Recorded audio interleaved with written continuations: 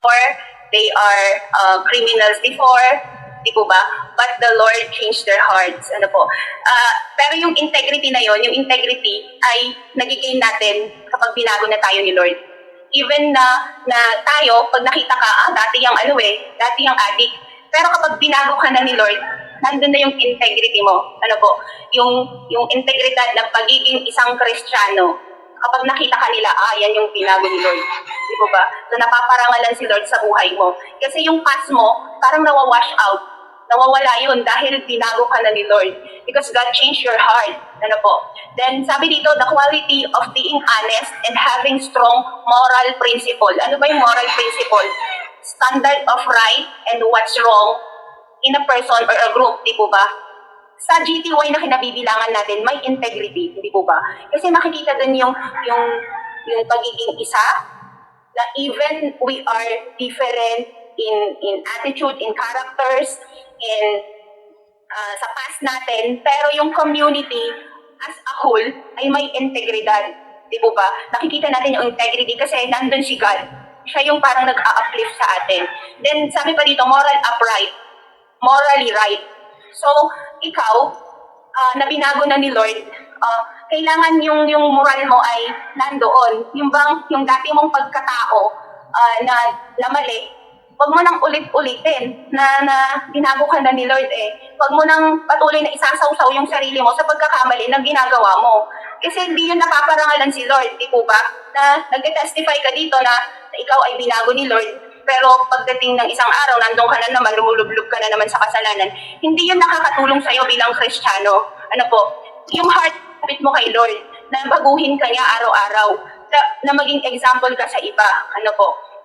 Na patuloy na makita sa iyo yung kasi yung integrity naman yung tawag dito, makikita ka pa lang, magsasalita ka pa lang, makikita na yung pagiging ikaw ano po, masasalamin na minsan dun na even sabihin natin na yung isang tao ay nagpre-pretend, lalabas yung totoong kulay nun. Halimbawa, pag nakakasalamuhan mo na, makikita mo yung totoong puso, yung totoong siya. Ano po?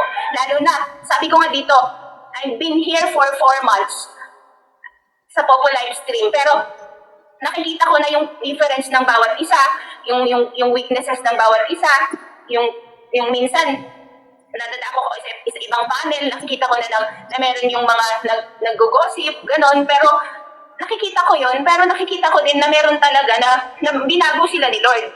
Ano po, na yung buhay nila ay patuloy na inuunti-unti ni Lord na binabago. Ano po? Sabi dito, how to maintain integrity. Number 1, keeping your promises. Na kapag ikaw ay nag-commit, gawin mo.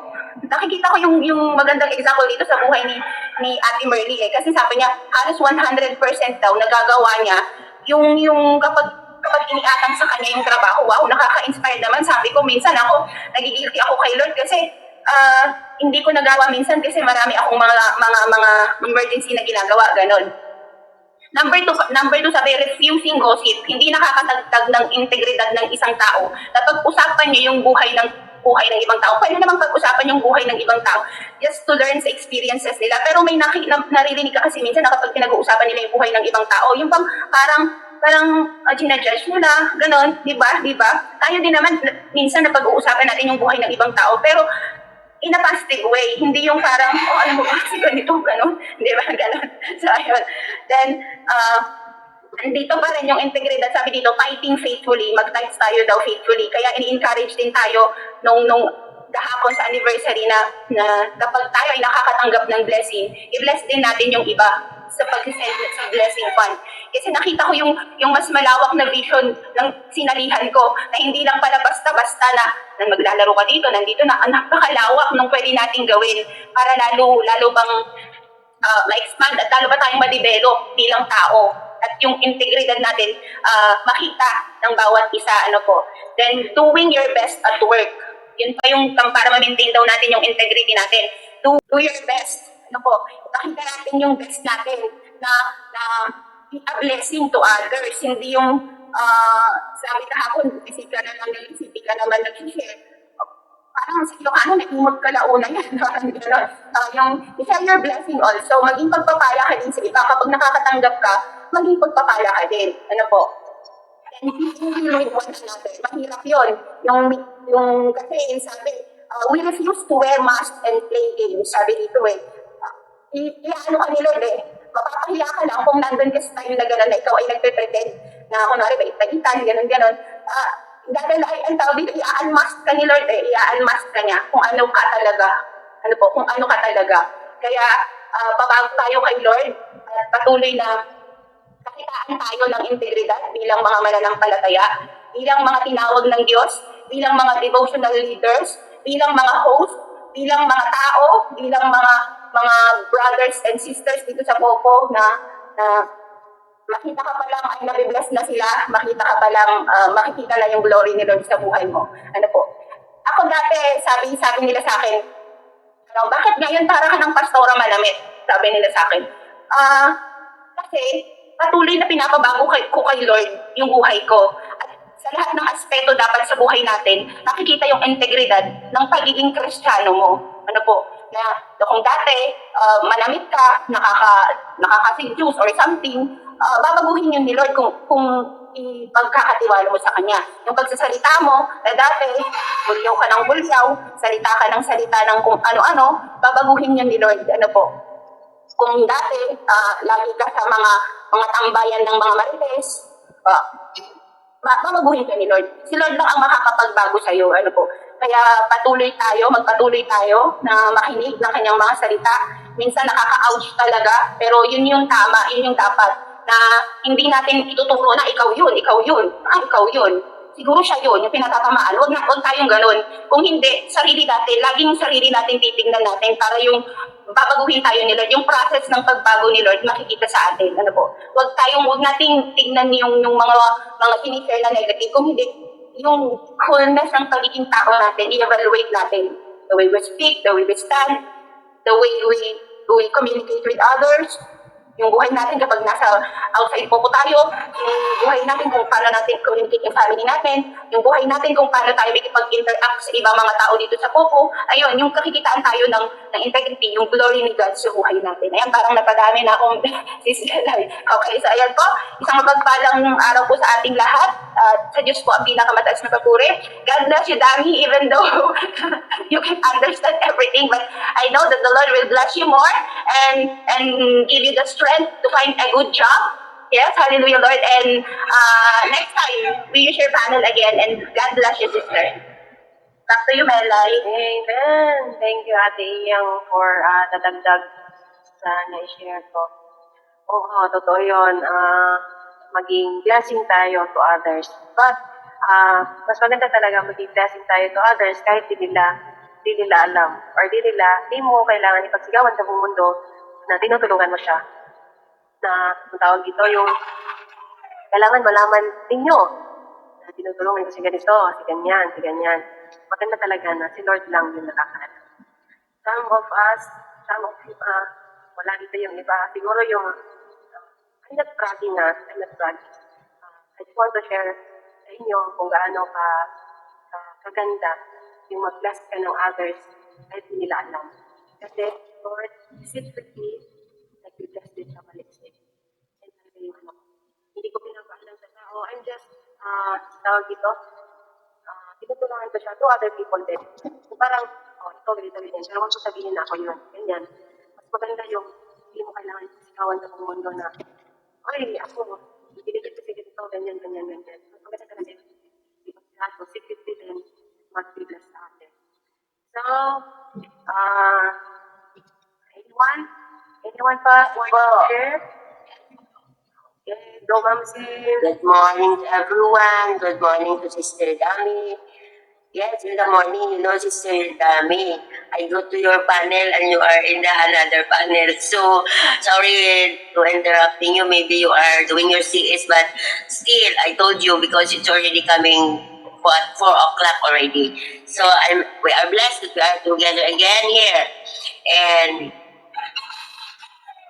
Sister Mila told us that if you will help others, just you and God knows. It's like 3 months before, there is somebody who helped me. But through Ate Lisa and Kuya Ed, But he told me that I will not tell to anybody. But today I will reveal it. When my problem comes to Erwin, Erwin did something here in my house. He broke something and more. And everybody knows about that. And there is somebody who give some blessing to buy something what Erwin was did here inside my house. And that is Sergiki. I will tell it, but he will get angry to me because he told me that I will not tell to anybody, but now I reveal it. He gave me secretly through Kuya Ed the blessing that he wants to give it to me. And that's a very big, kind-hearted man that he is giving something that he don't want to tell anybody. And that's very, very nice idea, a kind-hearted man. So I give thanks to Sir Jiki, and if you want to give something, yes, that's a very nice idea that Sister Claire is giving us. Sister Mila is giving us. Sister Ilang, because only God knows what you are doing, and only God knows what is in our heart, and only God knows what the heart we have. So, and I have also to reveal something. I have neighbor here. It's already 75 years old, maybe. She is old enough. Every time, because she is living alone. She is living with her. Yes, apo. We are living through. Matanda na siya, pero naglalaba pa siya para mabuhay. Whatever I have, whatever food I have, whatever the problem is she has, I will share something to her. And I know God is happy looking for me, and God knows everything I have now on, in even all the materials, all the things that I have now, that is from all the blessing. I'm not buying that refrigerator, the washing machine, the oven, electric fan. I'm not buying that because God knows that I have my own loving heart to everyone, to my neighbors, and to all everybody.